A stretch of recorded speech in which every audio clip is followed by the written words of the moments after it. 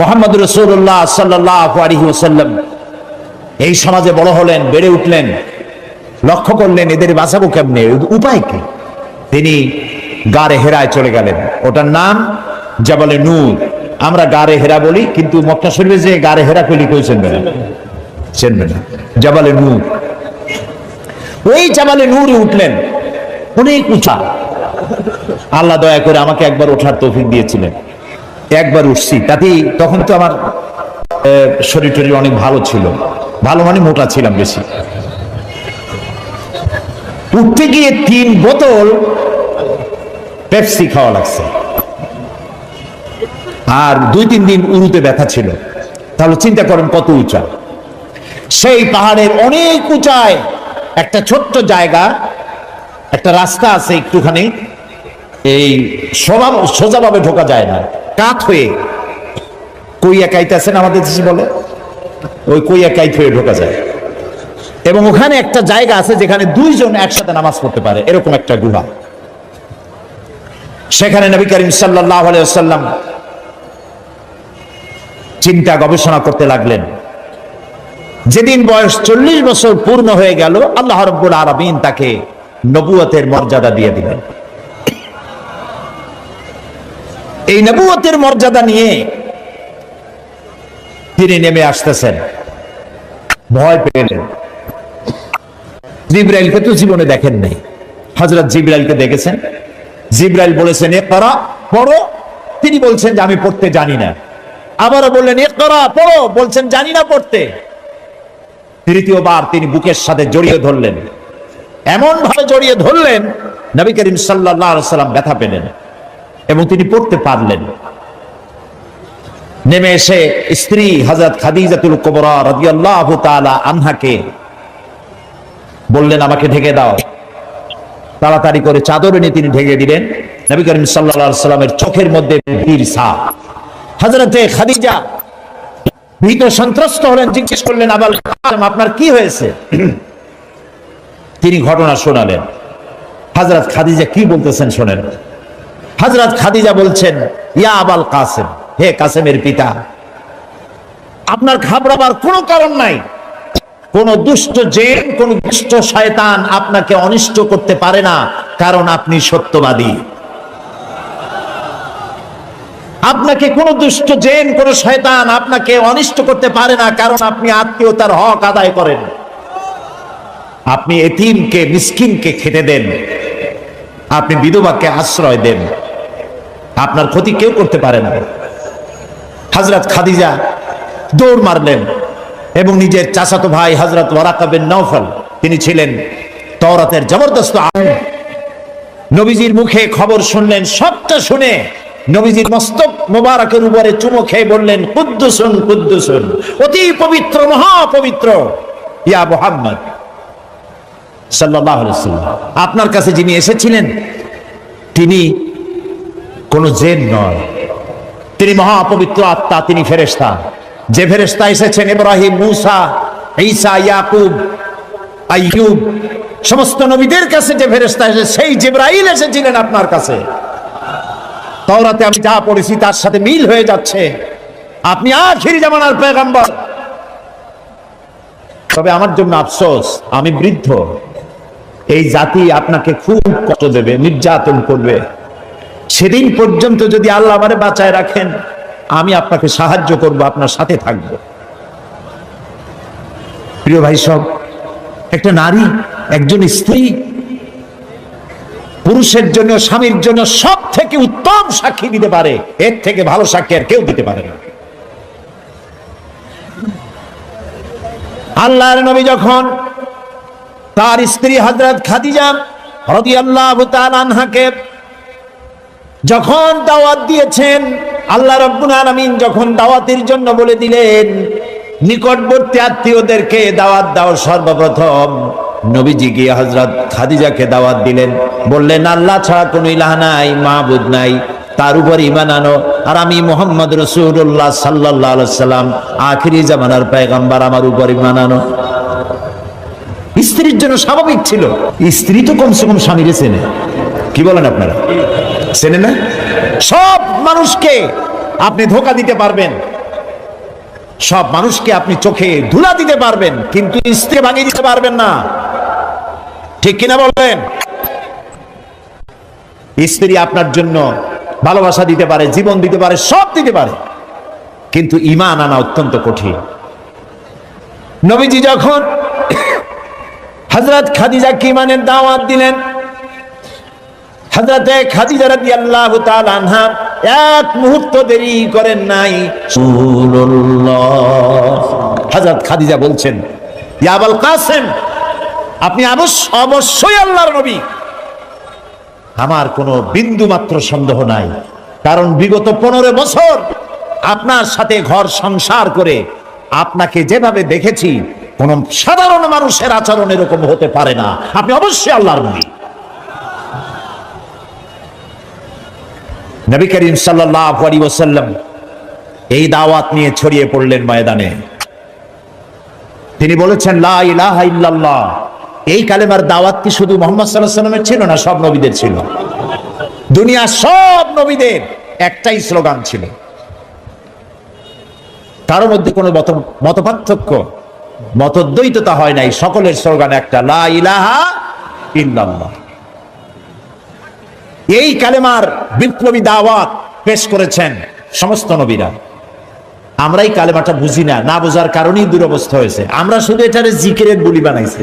দেখছেন কি কায়দায় জিকির করে, লা ইলাহা ইল্লাল্লাহ ইল্লাল্লাহ, এমন জোরে ইল্লাল্লাহ বলে তাতে কলব থাকলেও পারে, গেলেও পারে। কি বুঝে ইল্লাল্লাহ বলতেছেন? আবার লা ইলাহা ছেড়ে দিয়া খালি ইল্লাল্লাহ করে, এরকমও শুনেছি। শুনছেন আপনারা? লা ইলাহা বাদ দিয়া কতক্ষণ ইল্লাল্লাহ ইল্লাল্লাহ ইল্লাল্লাহ। আশ্চর্য কথা, এটা কি কি বলতেছেন আপনি? ইল্লাল্লাহ মানে তো আল্লাহ ছাড়া। আল্লাহ ছাড়া কি? লা ইলাহা ইল্লাল্লাহ, এই কালেমার দাওয়াত যখন নবীরা দিয়েছেন, হযরত মূসা আলাইহিস সালাম যখন বলেছেন লা ইলাহা ইল্লাল্লাহ, এই আঘাত লেগে ফেরাউন দরিয়ায় নীলের মধ্যে ডুবে শেষ হয়ে গিয়েছে। হযরত ইব্রাহিম আলাইহিস সালাম যখন বলেছেন লা ইলাহা ইল্লাল্লাহ, নমরুদের গোষ্ঠী সাফ হয়েছে, জুতা পিটা খাইয়া দুনিয়া থেকে বিদায় হয়ে গেছে। ঠিক না ভাই?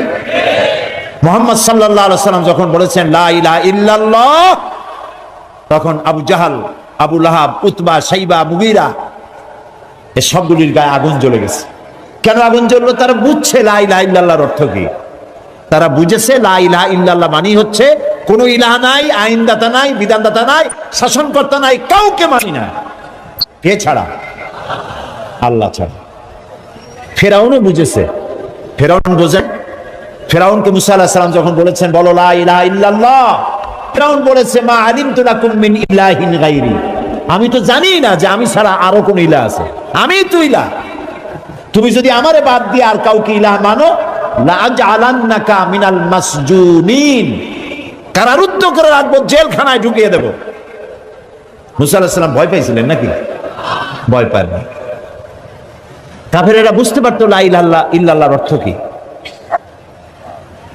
আবু জাহাল, আবু লাহাব, উতবা, শাইবারা, হযরত আবু তালেব নবী করিম সাল্লাল্লাহু আলাইহি সাল্লামের চাচা আবু তালেবের কাছে গিয়ে বলেছে, আবু তালেব, রাসূলকে বলো, মুহাম্মদ সাল্লাল্লাহু আলাইহি সাল্লামকে বলেন তিনি যেন লা ইলাহা ইল্লাল্লাহর দাওয়াত না দেন, এর বিনিময়ে যত টাকা লাগে, যে সুন্দরী মেয়ে পছন্দ করবে সেই মেয়ে তার সাথে বিয়ে দিয়ে দেব, নেতৃত্ব দেব, টাকা দেব, পয়সা দেব, বাড়ি ঘর দেব, তবুও লা ইলাহা ইল্লাল্লাহ দাওয়াত যেন তিনি না দেন। নবীজির কাছে যখন প্রস্তাব গেল, আল্লাহ নবী বললেন, চাচাজি আবু তালেব, প্রস্তাব যেটা এসেছে ওই প্রস্তাবকরা যা দিতে পারবে সেটা তো স্বাভাবিক কথা, যেটা দিতে পারবে না তাও যদি ওরা আমার হাতে দিতে পারে, যেমন আকাশের সূর্যটা ধরে এনে যদি ওরা আমার ডান হাতে তুলে দেয়, আকাশের পূর্ণিমার চাঁদ যদি ধরে এনে আমার বাম হাতে তুলে দেয়, এর বিনিময়ে আমি আল্লাহ নবী মুহাম্মদুর রাসূলুল্লাহ এক মুহূর্তের জন্য তাওহীদের দাওয়াত বন্ধ করে দেব না। নবীজি পৃথিবীতে আল্লাহর দ্বীনের দাওয়াত দেওয়ার জন্য, দ্বীন প্রতিষ্ঠার জন্য এসেছিলেন। এজন্য আসেন নাই আবু জাহাল, আবুল লাহাব বা সাইবারা নেতৃত্ব দিবে, আর মুহাম্মদ সাল্লাল্লাহু আলাইহি ওয়াসাল্লাম তার অধীনে চাকরি করবেন, মসজিদে বসে আল্লাহ আল্লাহ করবেন। মূসা আলাইহিস সালামকে জন্য পাঠানো হয়নি যে তিনি ফেরাউন রাজত্ব করবে আর তিনি তার অধীনে থেকে আল্লাহ বিল্লাহ করবেন, এই জন্য পাঠানো হয়েছে। মূল উদ্দেশ্য কি? আল্লাহ রাব্বুল আলামিন বলেন, হুয়াল্লাযী আরসালা রাসূলাহু বিল হুদা ওয়া দীনিল হক লিইয়ুযহিরাহু আলাদ-দীনি কুল্লিহি ওয়া কাফা বিল্লাহি শাহীদা। আল্লাহ তাআলা তিনি রাসূলকে প্রেরণ করেছেন দ্বীনে হক আর সত্যের বিধান সহকারে, যাতে করে পৃথিবীর সব মতবাদের উপরে ইসলামকে তিনি বিজয়ী করে দিতে পারেন। নবী করিম সাল্লাল্লাহু আলাইহি ওয়াসাল্লাম মক্কি জীবনে এই কাজটি তিনি চালু করলেন। নবী করিম সাল্লাল্লাহু আলাইহি ওয়াসাল্লামকে আল্লাহ রাব্বুল আলামিন সব রকমের সম্মান এবং মর্যাদা দিয়ে পৃথিবীতে পাঠালেন দ্বীনকে প্রতিষ্ঠা করার জন্য। 13 বছর সময় লাগলো মক্কায়। কয় বছর লাগলো? 13 বছর। এই 13 বছর দ্বীনের দাওয়াত দিতে থাকলেন মানুষের দুয়ারে দুয়ারে গিয়ে, গোপনে, রাত্রে, দিনে। আল্লাহর মেহেরবানি লোক তৈরি হয়ে গেল। আবু বকর, ওমর, ওসমান, আলী, খাব্বাব, খুবাইব রিদওয়ানুল্লাহি তাআলা আলাইহিম আজমাইন, এই সব লোক তৈরি হয়ে গেল। কেমন লোক তৈরি হলো? যে হযরত ওমর রাসূলকে হত্যা করতে আসছিলেন, সেই ওমরকে আল্লাহ এমন দরজায় পৌঁছায় দিলেন, রাসূল বললেন, লা নাবিয়্যা বাদি ওয়ালা রাসূলা, আমার পরে নবীও হবে না, রাসূলও হবে না, কিন্তু আমার পরে যদি কেউ নবী হতো লাকানা ওমর, ওমররে আল্লাহ নবী বানাই দিতেন। সুবহানাল্লাহ বলুন। এইসব লোক তৈরি হয়ে গেল। 13 বছর সময় লাগলো। আল্লাহ রাব্বুল আলামিন হিজরতের অর্ডার দিয়ে দিলেন। নবীজি এবার মক্কা শরীফ থেকে রওনা করেছেন। গভীর রজনীতে হযরত আবু বকরকে সঙ্গে করে নিয়ে রওনা করলেন। জাবালে মিসফালার ভিতর দিয়ে, জাবালে কিদওয়ার উপর দিয়ে যাওয়ার সময় বারবার কাবার দিকে ফিরে তাকায় কাঁদতে লাগলেন আর বলতে লাগলেন, কাবারে বড় আশা ছিল তোর খেদমত করব, কিন্তু তোর নিষ্ঠুর সন্তানেরা তোর কাছে আমারে থাকতে দিল না রে। নবীজি হযরত আবু বকর রাদিয়াল্লাহু তাআলা আনহুকে সঙ্গে নিয়ে জাবালে সুরে চলে গেলেন। ফজরে রক্ত হয়ে গেল। হযরত আবু বকর বলেন, আর উপায় নাই, ধরা পড়ে যাব, এই গুহার মধ্যে গিয়ে আমরা আশ্রয় নেই। গুহার ভিতরে গিয়ে আশ্রয় নিলেন। সকালবেলায় কাফির বেঈমানেরা খুঁজতে খুঁজতে ওই পর্যন্ত এসেছে। একজন বলে পায়ের চিহ্ন এখানে শেষ, ভিতরে আছে, আর একজন বলে নাই। একজন বলে আছে, আর একজন বলে নাই। হযরত আবু বকর বলেন, ইয়া রাসূলুল্লাহ, আমরা ধরা পড়ে গেছি, আর উপায় নাই। এটা এত স্বল্প গভীর গুহা, বসতে পারে মাথা দেখা যায়, শুয়ে হাঁটু উঁচু করলে হাঁটু দেখা যায়, আর বাঁচার উপায় নাই।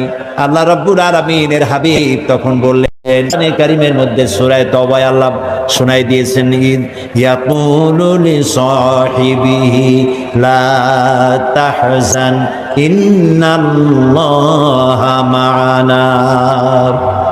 হে আমার বন্ধু, হে আমার সাথী, ভয় পেও না, আমরা দুইজন নই, আমাদের সাথে আর এক সত্তা আছে। তার নাম কি? সবাই বলেন।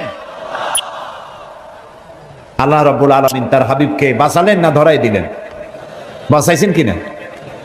দিনের বেলায় ঘুমায় থাকতেন, রাতের বেলায় চলতেন। 13 দিন সময় লাগলো। নবীজি মক্কা থেকে মদিনায় পৌঁছে গেলেন। প্রতিমধ্যে খুব ক্ষুধার্ত হয়েছিলেন। প্রতিমধ্যে কখনো খেতে পারতেন, কখনো খেতে পারতেন না। মদিনার কাছাকাছি, বুখারীতে এই বিবরণ এসেছে, কাছাকাছি হয় যখন হলেন, তখন উম্মে মা'বাদ, মা'বাদের মা বাড়িতে ছিলেন একটা ঘরে। আবু মা'বাদ কাজের জন্য চলে গেছে। কতগুলি ছাগল ছিল তাদের। এই মরুভূমিতে কোনো খাবার নাই, ঘাস নাই, ছাগল সব, বাচ্চা নাই, দুধ নাই, সব শুকায় গেছে। নবী করিম সাল্লাল্লাহু আলাইহি ওয়াসাল্লাম ক্ষুধার্ত, হযরত আবু বকর ক্ষুধার্ত। বাড়ির মধ্যে গিয়ে ঢুকছেন। উম্মে মা'বাদকে জিজ্ঞেস করলেন, মহিলাকে জিজ্ঞেস করলেন, তোমার ঘরে কি কোনো খাবার আছে? তিনি বললেন, পথিক, আমার ঘরে কোনো খাবার নাই। আচ্ছা, দুধ আছে? তিনি বললেন, না, দুধ পাবো কোথায়? কই যে ওই যে একটা ছাগল দেখা যায়, একটা বকরি দেখা যায়। তো বলে যে, আপনি দেখতে পাচ্ছেন না, এই বকরির কত কৃষ, একেবারে শুকায় গেছে, ওর তো বাচ্চা নাই, ও দুধ দেবে কেমনে? রাসূলুল্লাহ বললেন, তুমি বকরিটা আমার কাছে নিয়ে আসো। মহিলা বকরিটা কাছে নিয়ে এলেন। রাসূলুল্লাহ বকরির ওলান বলে না, ওলানে হাত দিলেন। উম্মে মাবাদ বললেন, আমি তাকিয়ে থাকলাম, বকরি তার দুটি ঠ্যাং ফাঁক করে দিল পেছনে, আর ওলান বড় হয়ে মাটিতে ঠেকে গেল। রাসূলুল্লাহ বললেন, একটা পাত্র নিয়ে আসো। একটি পাত্র আনা হলো, বড় এক পাত্র দুধে ভরে গেল। রাসূলুল্লাহ পাত্র থেকে ঢেলে দিলেন, তুমি খাও। নিজে খায়েন, হযরত আবু বকরকে খাওয়ালেন। পাত্র থাকলো, বলল, তোমার স্বামী এলে তাকে দিও। রাসূলুল্লাহ চলে গেলেন। আবু মাবাদ বাড়ি ফিরেছেন, মুখ শুকনা। হঠাৎ করে দুধের দিকে চোখ পড়লো, বলল, তুমি দুধ পাইলা কই? আবু মাবাদ বলছে, পুরুষ বলছে যে আমি তো সারাদিন কষ্ট করেছি, কিছু খাই নাই, তুমি দুধ পেলে কোথায়? উম্মে মাবাদ বললেন, আমাদের বাড়িতে দুইজন মেহমান আসছিলেন এবং যা ঘটনা ঘটলো পুরা ঘটনা তিনি শোনালেন।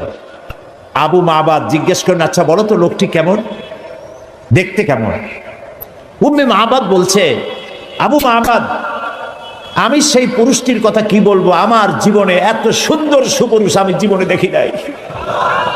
তার চক্ষু আনত, তিনি উপরের দিকে তাকায় কথা বলেন না, প্রয়োজনের বেশি একটি কথাও বলেন না।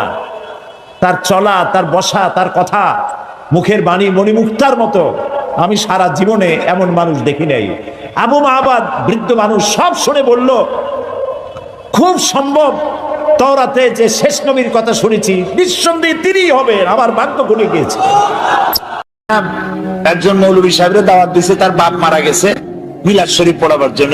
মিলাদ শরীফ পড়িয়া আমার বাপের নামে একটু সবরেসানি করে দেন। তুমি মিলাদ শরীফ পড়ে তারপরে মোনাজাত করছে। আল্লাহ তাআলা যা পড়লাম, আদম আলাইহিস সালাম, নূহ আলাইহিস সালাম, ইব্রাহিম আলাইহিস সালাম, মুসা আলাইহিস সালাম করতে করতে নবী করিম সাল্লাল্লাহু আলাইহি ওয়াসাল্লাম, তারপর সাহাবী, তারপর তাবিঈন, তারপর উলামা মুতাকাদ্দিমিন মুতাআখিরিন, এরপর মুমিন মুমিনাত সব দিয়া এরপর আল্লাহ এই কোরআন শরীফ যে পড়াইলো তার বাপের আমলনামায় দিয়ে দিও। এখন সব টপ দিয়া তারপর বসে কয়, ভাই খাবার কই, খাবার টাবার দেবেন না? কয় মোটেও দেব না। কেন? কয়ে কি খাবার দেবো? এক খতম হলো শরীফ পড়িয়া তুমি দিছো আদম আলাইহিস সালাম থেকে শুরু করে সবাই রে, তা আমার বাপে বাকি পাইছি কি? তো যে সব বাজানের তুমি দোয়া পাঠাইছো ওগুলোর বাড়ি যেয়ে খাও, আমি খাওয়াতে পারবো না। ভুল পথে আগাচ্ছি, ভুল পথে আগাচ্ছি।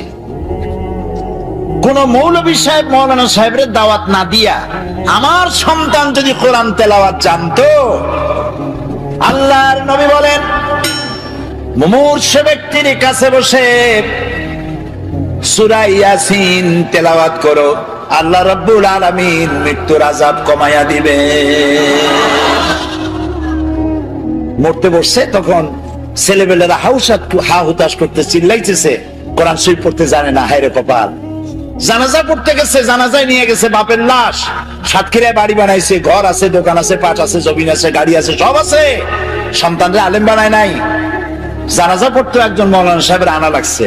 একজন মৌলানা সাহেব, ইমাম সাহেব জানাজা পড়তে আসলেন, আর আপনার ছেলে প্যান্ট পরা, শার্ট পরা, পেশাব করছে কয়বার, পানি নিয়ে নেয় একবার, প্যান্ট ট্যান্ট সর্বনাশ করা। ওই অবস্থায় দাঁড়ায় গেছে ইমামের পেছনে, আল্লাহু আকবার, পাপের কপালে যা আছে হোক। কথা কি আমি খারাপ বললাম না ঠিক বলছি? এখন যদি আপনার ছেলেটা আলেম হইতো, ওই ছেলেটা যদি বাপের লাশ সামনে নিয়ে জানাজা পড়াইতো, তাহলে তার চোখ দিয়ে পানি বেরিয়ে যাইত। আপনি যদি আমারে বলেন, হুজুর আমার মা মারা গেছে, আপনি একটু আমার মায়ের জন্য কান্দে কান্দে দোয়া করেন, আমি দোয়া করতে পারবো, কিন্তু আমি কি কাঁদতে পারবো? বলেন কাঁদতে পারবো? আরে মা মরছে আপনার, আমি কাঁদবো কোন দুঃখে? এটা তো স্বাভাবিক কথা। সেই জন্য কোরআন ছেলেকে শিখান, সন্তানকে শিখান, মেয়েকে শিখান, নিজে শেখেন, বউরে শিখান, জীবন বাকি জীবনটা কোরআনের খেদমতে লাগায় দেন। বলেন আমিন। আল্লাহ যেন কবুল করেন, বলেন আমিন। এই কোরআন নাজিল হলো, রাসূলুল্লাহ মুখস্থ করতেছেন। এখন মুখস্থ করতে গিয়ে তাড়াহুড়ো করতেছেন যাতে একটা জের জবরও ভুল না হয়। আল্লাহ রাব্বুল আলামিন বলেন, লা তুহাররিক বিহি লিসানাকা লিতাজালা বিহি। ও নবী, কোরআনকে মুখস্থ করার জন্য আপনার জিহ্বা এত নাড়াচাড়া করার প্রয়োজন নাই। আমার জিব্রাইল যখন কোরআন শরীফ তেলাওয়াত করবে আপনার সামনে, জিব্রাইলের সাথে মাত্র একবার উচ্চারণ করবেন আপনি, আপনার সিনার ভিতরে গোটা কোরআন শরীফ মুখস্থ করায় দেওয়ার মালিক আমি আল্লাহ। আপনারে মুখস্থ করাবো, আপনাকে তেলাওয়াত করাবো, সুবহানাল্লাহ। আপনারে তেলাওয়াত করবো, আপনি তেলাওয়াত করতে পারবেন, আপনি মানুষকে বুঝাইতে পারবেন। সুবহানাল্লাহ বিহামদিহি। কোরআন নাজিল হলো, কোরআন দিয়ে নবী করিম সাল্লাল্লাহু আলাইহি সাল্লাম একটা বিরাট বিশাল বিপ্লব করে ফেললেন।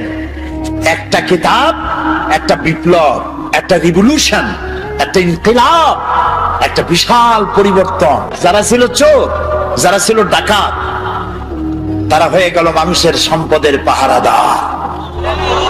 যাদের জ্বালায় মেয়ে লোকেরা রাস্তা দিয়ে হাঁটতে পারত না, তারা হয়ে গেল নারীর সতীত্ব আর সম্ভ্রমের সংরক্ষণকারী। বানায় বললাম না ইতিহাস, ইতিহাস। সুবহানাল্লাহ।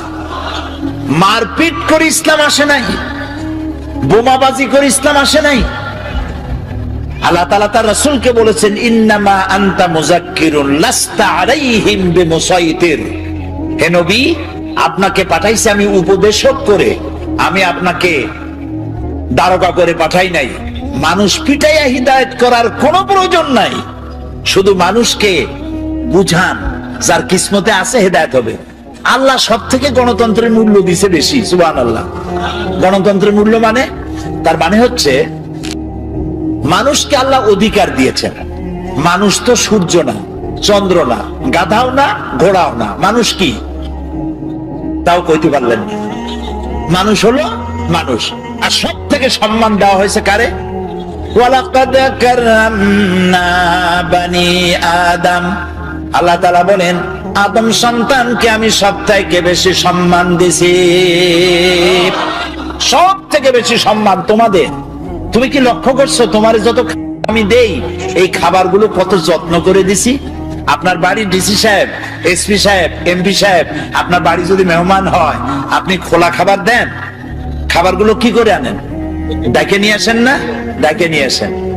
তো কি এর ডিসি আর এসপি আজ এসে কাল নাই, তাই না? এমপি কোন, মন্ত্রী কোন, আজ আছে কাল নাই, সত্যি না? এই বান্দাগুলি আছে এবং থাকবে, আসতে থাকবে। তো আল্লাহ তাআলা বলছেন, আমি আদম সন্তানকে সম্মান দিছি। সম্মান শুধু এক জায়গায় না, বহু জায়গায়। যত খাবার দিলেন, খাবারগুলো সব প্যাকেট করে দিয়েছেন। কলা দিছেন, প্যাকেট করে দিছেন। আম দিছেন, কভার দিয়ে দিছেন। আনারস দিছেন, কাঁঠাল দিছেন। যত খাবার দিছে আপনি তাকায় দেখেন, সমস্ত খাবারের উপরে কভার দিয়া পেঁচাইয়া খাবারগুলো দিছে। বান্দা এগুলি খা আর জন্মের মতো নাফরমানি কর, নাকি? আমরা তো তাই করতেছি। আরে কপাল, যিনি করলেন মেহেরবানি আর আমরা করলাম নাফরমানি। তো আল্লাহ তাআলা আদম সন্তানকে সম্মান দিয়ে আল্লাহ তাআলা বলছেন, ওয়াকুলিল হাক্কু মির রাব্বিকুম। তোমার, হে নবী, আপনি বলুন যে প্রভুর পক্ষ থেকে, তোমার রবের পক্ষ থেকে এ কথাকে স্পষ্ট করে বলা হলো, ফামান শাআ ফালিউমিন ওয়া মান শাআ ফালিয়াকফুর। রবের পক্ষ থেকে চূড়ান্ত ঘোষণা এসে যাওয়ার পর তুমি ইচ্ছে করলে আল্লাহর উপরে ঈমান আনতেও পারো, ইচ্ছে করলে বাগাওয়াত, বিদ্রোহ, অস্বীকারও করতে পারো। এই ইখতিয়ার তোমার আছে। তোমাকে সূর্যের মতো বাধ্য করিনি প্রতিদিন পূর্ব দিগন্ত থেকে উদিত হয়ে পশ্চিম দিগন্ত অস্তমিত হবে, তুমি বাধ্য নও। জোয়ারের পানি একদিকে যাবে, ভাটির সময় আর একদিকে যাবে, তুমি বাধ্য নও। তুমি মানুষ, তোমাকে সব থেকে বেশি মর্যাদা দিয়েছি, অধিকার দিছি। তুমি আমার সবকিছু দেখো, দেখার পরে যদি পছন্দ হয়, ভালো লাগে, আমার উপর ঈমান আনো। আর পছন্দ না হইলে ঈমান আনো না। কিন্তু একটা সময় আছে, যে সময় তোমাকে এই সবকিছুর জবাব আল্লাহর কাছে দিতে হবে। সুবহানাল্লাহ।